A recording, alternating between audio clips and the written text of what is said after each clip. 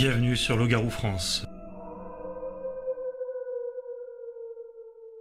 Bienvenue sur Loup-Garou France. C'est une interview un peu particulière parce que je suis avec un témoin oculaire qui est juste en face de moi, que vous ne voyez pas, qui souhaite conserver l'anonymat à cause de certaines railleries de l'opinion publique.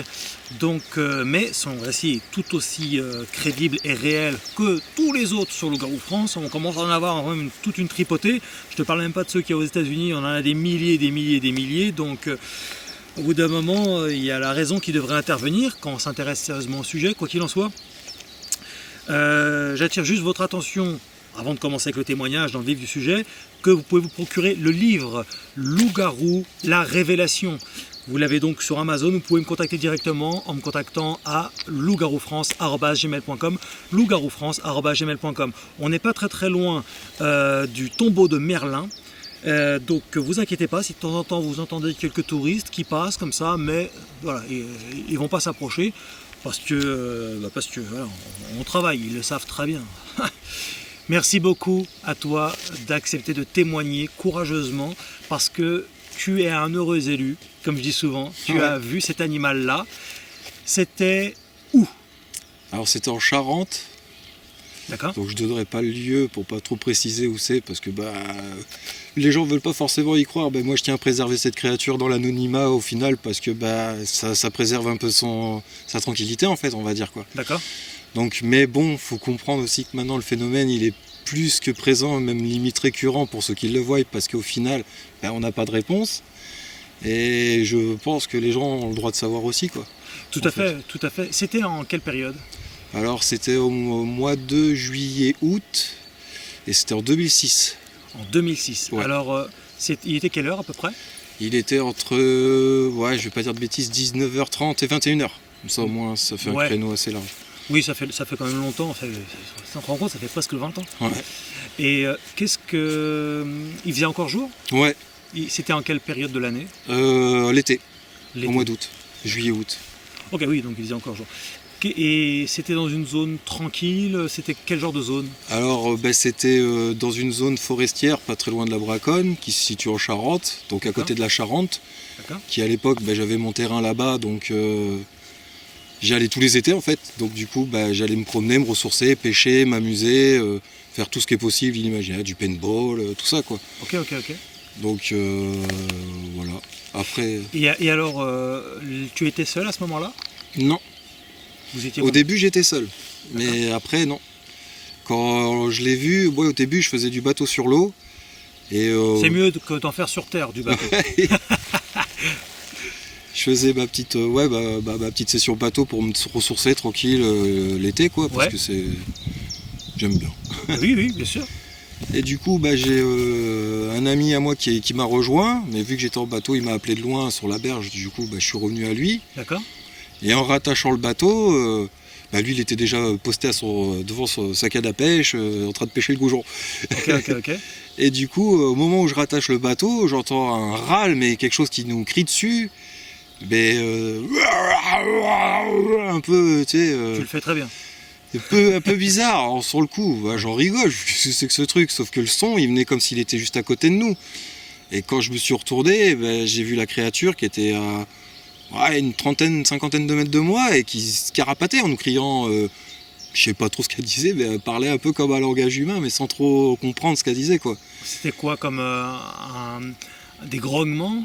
Comme si un animal avait la parole en fait, essayait de communiquer des mots mais n'y arrivait pas à articuler en fait. Ça faisait c'est un peu bizarre quoi. Okay. Donc je fais qu'est-ce que c'est que ce truc? Je me retourne et là, je vois quelque chose sur 4 pattes, d'assez grand parce que les premières feuilles des peupliers sur mon terrain, ils arrivent quand même à 4 mètres en fait. Okay. Et j'ai vu son dos arriver pratiquement à la hauteur des premières branches en fait quoi. D'accord. Et de là, j'interpelle mon collègue et tout, mon ami de se lever. Il n'a pas voulu se lever.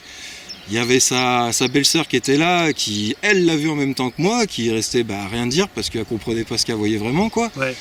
Et j'ai pu l'observer facile 10 secondes, mais bien tranquille.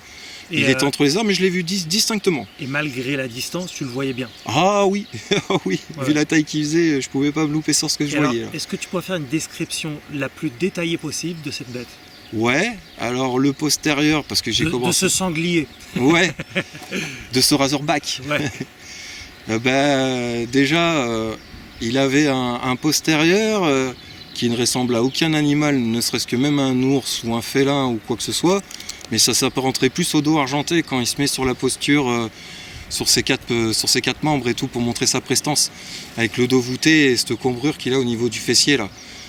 Et en fait, quand j'ai descendu mon regard, j'ai vu des pattes vraiment surdéveloppées et des pattes de chien à l'arrière. Et il n'y avait pas de queue. C'était pas une queue, c'était, on va dire, un peu un mognon, ouais. Ouais, je vois. Et du coup, le poil était assez ras sur l'arrière, et en remontant au niveau de la colonne vertébrale, qui là avait toute sa prestance, où ses bras avant mesuraient aussi grand que moi, quoi. Donc pratiquement 2 mètres. Ok. Au niveau des bras, juste ses bras 2 mètres, quoi. D'accord. Facile. Et son dos était vraiment voûté, avec 2 omoplates qui étaient assez proches, mais la carrure au niveau des bras redescendait en s'élargissant au niveau de sa cage thoracique. Donc en fait, je voyais sa cage thoracique et son poil flottait. Donc en fait, à l'air, puisque c'était pas un poil, comment on appelle ça, hirsute, c'était vraiment dépigmenté.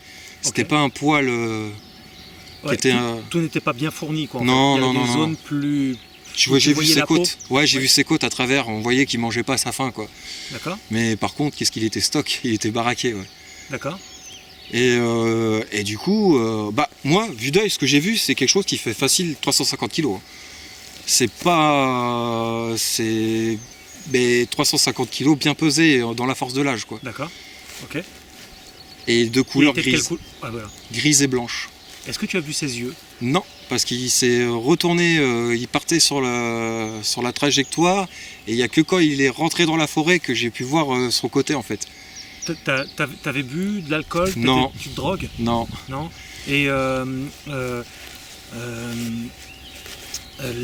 est-ce que tu as vu sa gueule? Non. Non, parce que j'ai juste vu le côté de sa mâchoire, en fait, au moment, comment on appelle ça, au niveau du cou. Ok. J'ai vu juste l'aperçu de son oreille, en fait, et au moment où il est rentré dans le bois. De profil, c'est ça? Ouais, c'est quand il s'est... En fait, il a tourné, moi j'étais derrière lui. D'accord. Il a tourné sur la droite, et vu qu'il y avait les arbres, du coup, ça m'a empêché, le peu que j'essayais de faire communiquer ce que je voyais avec la personne qui était assise, il s'est volatilisé, en fait. Ah oui, enfin, tu veux dire, tu l'as vu partir? Oui, et au moment où il a tourné, je me suis, du coup, j'ai pas pu discerner vraiment ce que j'avais vu au final, quoi. Juste ça. Et j'ai pas vu son nez, j'ai pas vu ses yeux, j'ai pas vu le reste. Pendant la dizaine de secondes, tu le voyais que de profil? Non, je le voyais son train arrière, et c'est moi en me décalant un petit peu sur la gauche que j'ai pu voir ses côtes, et en jouant avec les arbres, un peu les effets pour voir bien sûr ce que je vois, quoi. Ouais, parce que toi tu as les images en tête parce que tu y étais. Ouais, voilà. On se rend pas bien compte, tu vois. C'était en plus dans un marécage, il y avait juste un chemin pour y aller, en fait, à ce petit marécage. Donc pour rejoindre la Charente, tu as juste un petit chemin que tu es obligé de marcher sur des pierres, sinon c'est gadou. Tu marches dans le marécage. Oui. Et en fait, il s'est juste stoppé là, à ce moment-là, quand il nous a crié, quand il a dû sentir la moto que j'avais à l'époque, qu'il devait sentir le chien, il a pris peur, et du coup, il nous a fait comprendre qu'on n'avait rien à faire là, en fait, qu'on le dérangeait, et il nous a fait savoir qu'il était là quand même. Tous les grognements un peu... Ouais, guttural, ça c'est clair, c'était guttural. Mais sa voix se portait comme si il était juste à côté, en fait. Il n'y avait pas vraiment de distance entre nous, on avait vraiment l'impression, quand il nous a parlé, enfin crié dessus, qu'il était là, quoi. Juste à côté, et en fin de compte, non, il était facile à 30 mètres. Ouais. Une trentaine de mètres. Ouais. Ouais, 30 mètres, ça reste, c'est pas comme si c'était à côté, mais ça reste suffisant, surtout quand il fait encore jour, ça reste suffisant pour bien le voir malgré tout. Et alors, tes collègues, eux, ils ont dit quoi? Mon ami, lui, il a dit, mais non, c'est un sanglier, je reconnais un sanglier, je sais comment ça crie, ça arrive qu'il fasse des râles comme ça. Oui, mais enfin. Je fais oui, mais quand même. Et puis, il y avait sa belle-sœur qui, elle, était là. Et je lui fais, mais toi, t'as bien vu ce que t'as vu? Elle fait, bah oui, mais je préfère l'oublier parce que ce genre de choses que je viens de voir, ça n'existe pas en fait. Tout simplement. Il y en a un qui était dans le déni. Ah bah lui qui a pas vous. Les deux. Ouais. L'autre c'est un sanglier, l'autre. Et pour lui, oui, parce que son père est chasseur, je le comprends. Moi aussi, j'ai allé beaucoup à la chasse avec lui et je peux comprendre que voilà, cartésien quoi. Je crois ouais, nous aussi on est cartésiens. C'est pas pour autant qu'on peut pas être ouvert d'esprit. Mais là, sur le coup, je l'ai pas trop compris qu'il ait pas daigné se lever alors qu'il était là. Quoi. C'est ça. Oui, c'est le déni. J'ai eu pas mal de témoins comme ça, des gens qui disent mais j'ai vu ça, mais j'arrive pas à y croire parce qu'on leur a pas dit. Peut-être, je sais pas, sur BFM ou j'en sais rien. Tu sais, les esprits sont formatés parfois. Et ça fait peur aussi. Hein, elle a eu peur, je pense qu'elle a fait. C'est ce qu'elle a dit. Elle a dit je préfère oublier ce que je viens de voir parce que c'est pas ce que j'ai envie de savoir en fait. Elle préfère l'ignorer. Parce que c'est dit, ça c'est pas normal. Est-ce que tu t'es présenté vers l'animal ensuite ou... Alors oui, parce que du coup, quand j'ai vu que chacun faisait un peu son truc, moi j'ai un petit peu couru après. Vous étiez dans le même bateau ou pas? Non, en fait, moi j'ai rattaché mon bateau quand il m'a crigné dessus, je venais juste de rattacher le bateau à l'arbre en fait. D'accord. Et du coup, c'est en me relevant que j'entends ça, que je me tourne vers lui et que hop, j'avance sur sa gauche de derrière, donc je longe la Charente. J'arrive à mon ami pour lui dire « Lève-toi !» et qui s'est pas levé en fait. Et c'est là où je l'ai perdu de trace en fait, de vue, de visuel. Toi, tu l'as suivi. T'as été vers cet animal? Ah oui, moi à l'époque, qu'est-ce que c'est? Comme je t'expliquais, moi la nature, j'aime bien les animaux, j'aime bien tout ça. Donc je suis pas le gars apeuré de quelque chose que je connais pas. Quand je connais pas, je sais pas, donc je vais voir. Donc j'ai été jusqu'à quand je l'ai perdu de vue en fait.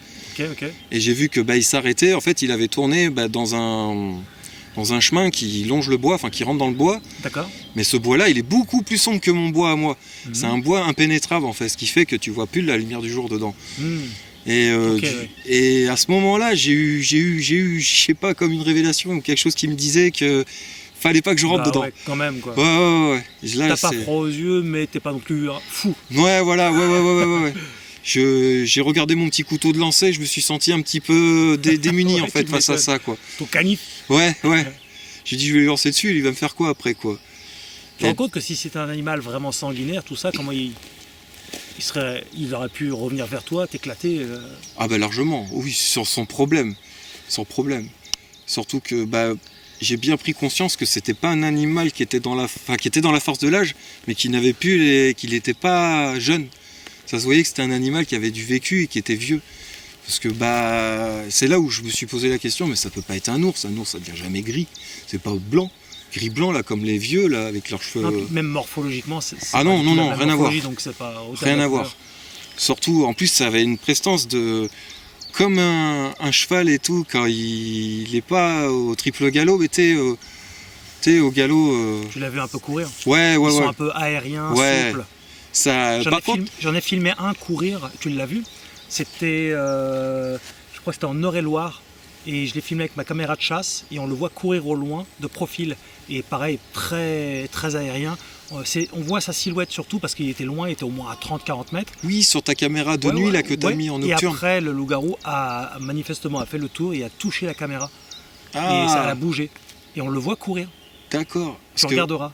Mais... Ok, si on l'a vu celui-là. Si on l'a vu.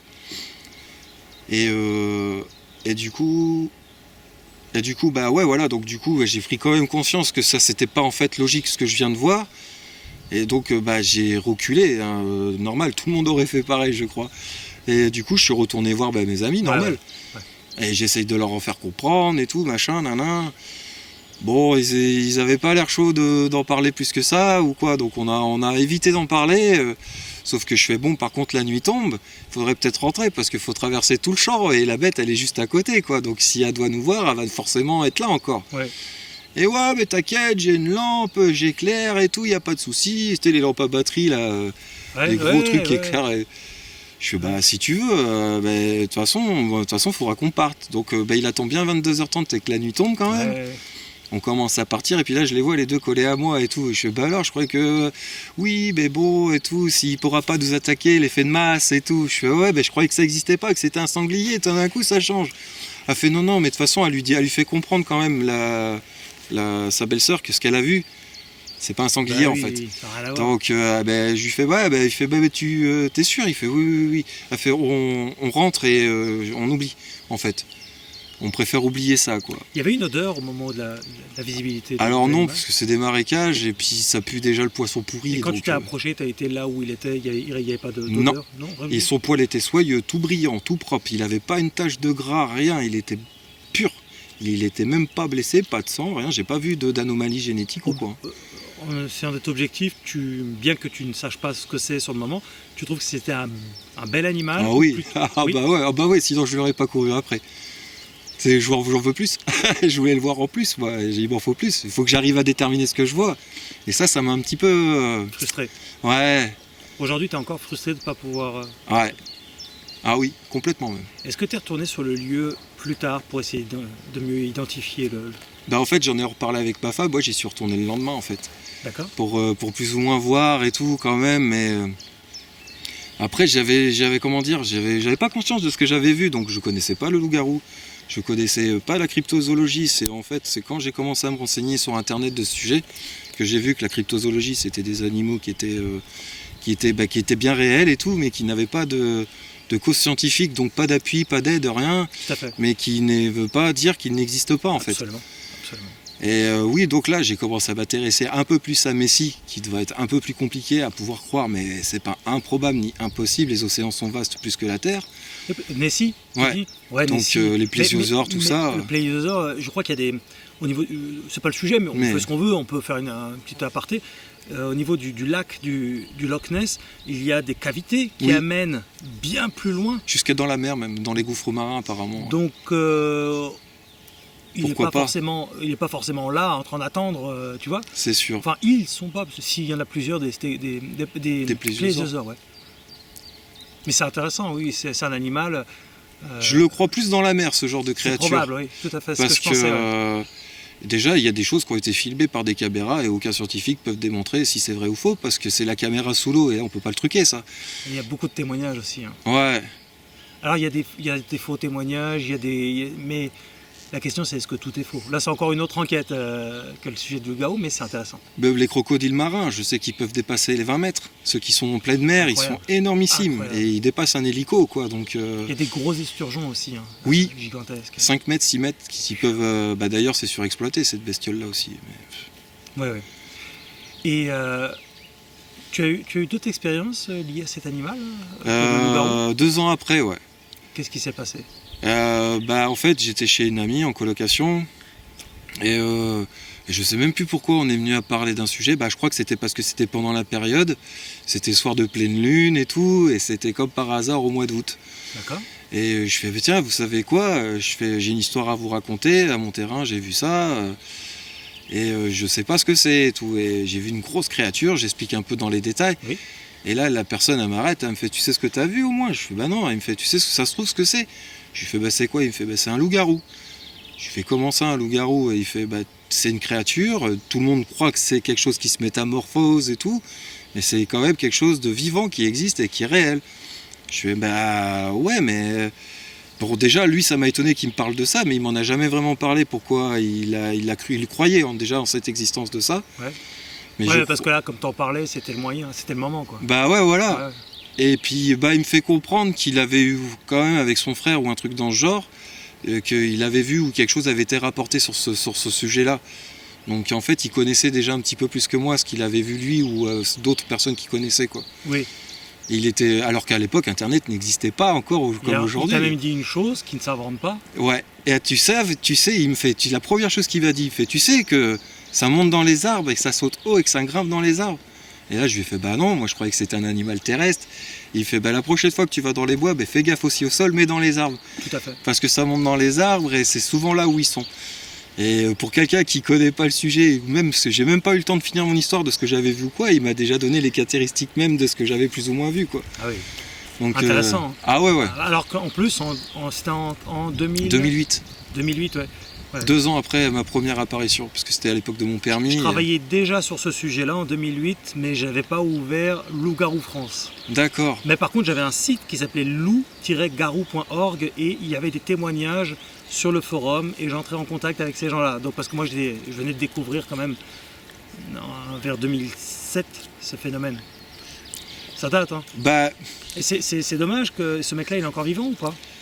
alors bon, après on a eu des... Enfin, chacun fait sa vie. Ouais. On a eu, comme tu sais, moi j'ai eu mes problèmes aussi. Oui. Et du coup, lui, je pense que il s'est perdu. Et puis je l'ai recôtoyé, cette personne et tout, à un moment dans ma vie et tout, quand j'étais à l'hôpital. Je l'ai revu par hasard. Et justement, devant les gens, je lui fais, tu te rappelles de ce qu'on a vu dans les bois? Il me fait, ouais. On l'a appelé Jacob. Parce qu'on trouvait que Jacob, ça lui allait bien. Et je lui fais, maintenant, t'y crois en Jacob? Il me fait, ouais. Parce que je lui ai apporté la preuve qu'il était bien là où je lui avais dit, quoi. Ouais. Et parce que c'est par rapport à ma deuxième expérience que il a bien vu que ce que je racontais, c'était pas du pipeau, quoi. Et après, il y a même une chose qui m'avait choqué quand j'étais plus jeune, avant de la voir, cette chose-là, c'est que mon oncle à l'époque allait chasser sur ce terrain, pas juste derrière la Charente, mais du côté de mon terrain en fait. D'accord. Et il se baladait avec un 7 coups automatique fusil d'assaut. D'accord. Pour aller à la chasse au perdreau. Ah ouais. T'imagines? Il faut au moins ça. Bah ouais, mais pourquoi tu te balades avec ça en tant que chasseur? Ouais. C'est que t'as peur de quelque chose en fait. Il faut un permis spécial pour avoir ces détentions d'armes. Là, il n'y a plus de perdreau, il n'y a plus rien. Il n'y a plus de perdreau, quel que soit que tu es là. Et puis il nous a fait voir, il était content du 7 coups, clac, clac, clac, clac, clac. Et tu vois les cartouches qui sautent. Et ça, c'est un permis spécial, on va pas à la chasse comme ça. Il faut être tireur d'élite pour avoir ça limite, quoi. Il nous avait sorti tout un sketch. Sauf que je suis désolé, avec un 2 coups, ça suffit à la chasse. T'as pas besoin d'avoir un semi-automatique. Ouais.